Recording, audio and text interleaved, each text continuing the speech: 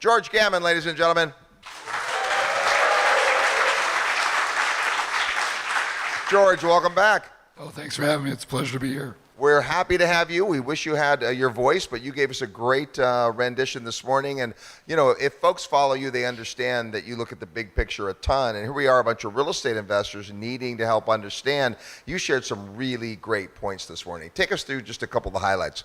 Well, I think the easiest thing for people to do right now in the global macroeconomic environment, especially if they're Americans, is just look at the yield curve, which is simply the 2-year Treasury yield compared to the 10-year Treasury yield. Usually, in a healthy economic environment, the rate on the 10-year should be higher than the 2-year, but it's actually been inverted for about 6 months, about 9 months, maybe a little longer. So what that tells you is, going back to 1950, the probability of having a recession or an economic depression is very high right now.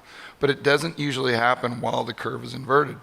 So the easiest thing for the average investor to do is just sit there and watch the 2-year Treasury. And when that 2-year Treasury yield goes back down below the 10-year, if history is a teacher, if history is a guide, that means that the probability of us having a recession is very high. So my advice to investors is I can't give them any advice other than what I'm doing in my own personal portfolio, which is just sitting back and waiting. I don't think we always have to be doing something. We just be patient and we look for opportunities. And the great thing is that regardless of what type of downturn we have, it always presents tremendous opportunities for those who are educated and those who are prepared. So right now I'm holding a little bit larger cash position and just waiting for that 2-year to go below the 10-year. And then I'll reassess, see how it plays out. And then when the curve steepens back up by the 10-year going above the 2-year, which is the good way for the yield curve to steepen, then I'll look at what opportunities present themselves and I'll go ahead and take action. Because as you showed us today, you showed us the chart where we could see where we saw the inversion over history, and then it would come back, and then we'd have the issue. So we've seen that happen time and time again. As you said, there are no certainties, just probabilities. But if we look at how many times that happens, it seems pretty likely. Then you layer on top of that the fact that we have in our market, in real estate, constrained supply and those kinds of things. And you've always said that the secret to success in investing is buying things when they're cheap. And to your point, real estate is not necessarily cheap right now.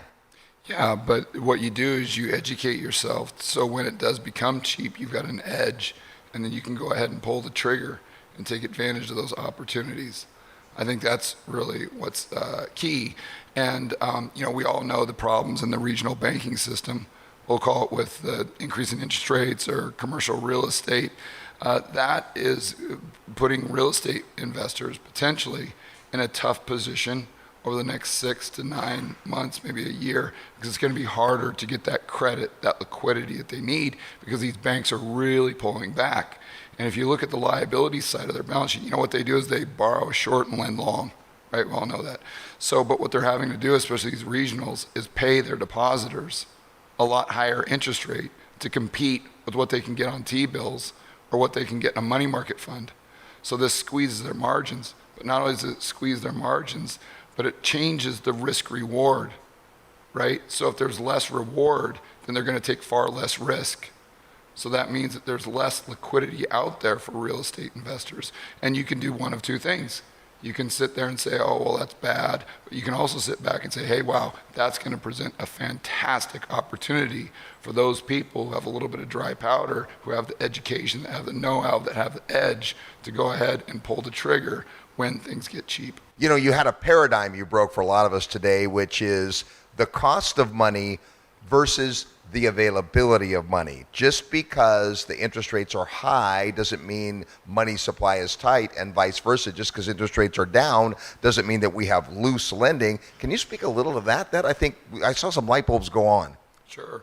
Well, if you look at the 1970s, we had very high M2 money growth, and that was a result mostly of bank lending, where in the 1940s, it was more of a result of fiscal deficit spending, right? So the banking system was creating a lot of brand new currency units. And that's one of the things that fueled the high rates of inflation that we had during the 1970s. Well, if it's creating high amount of currency units, it's lending a lot. Okay, we know what happened in the 1970s. The interest rates were very high. Yeah. So money was incredibly loose in the 1970s. but we had interest rates at 18%.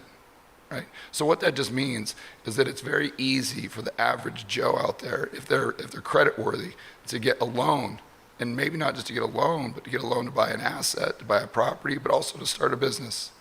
You contrast that with the 2010s, where interest rates were very, very low. And sure, it was easy for Jamie Dimon to get a loan, but it wasn't easy for the average Joe.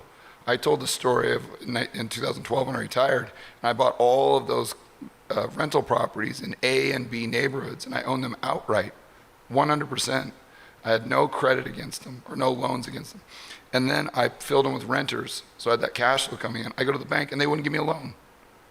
They wouldn't even give me a line of credit for 40% LTV, and I had fantastic credit score.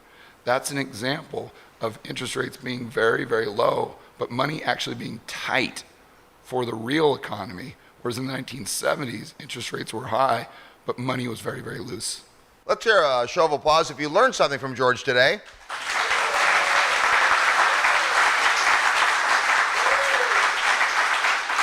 George, one of the things people know you for is your whiteboard videos. You've been doing that a long time, and you explain things very simply. Talk about the process that you've gone through, because you're self-taught in this area. You're not a guy that's got piles full of PhDs and all that kind of stuff, but you have a process that you think through, and you help us think through. How do you get your mind around all this stuff?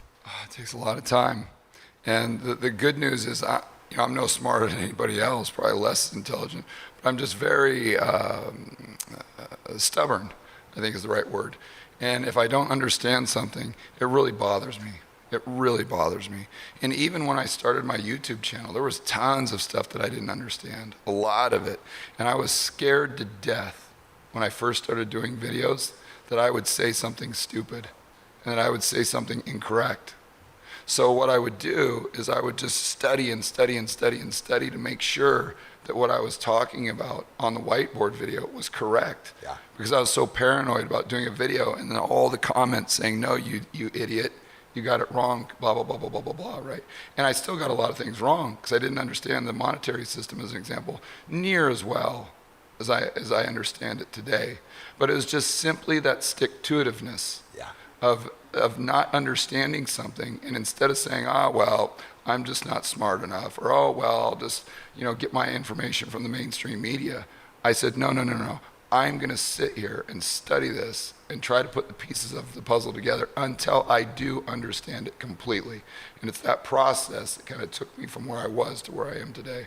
Love that. You can find out more at georgegammon.com. How about a hand for the Rebel Capitalist?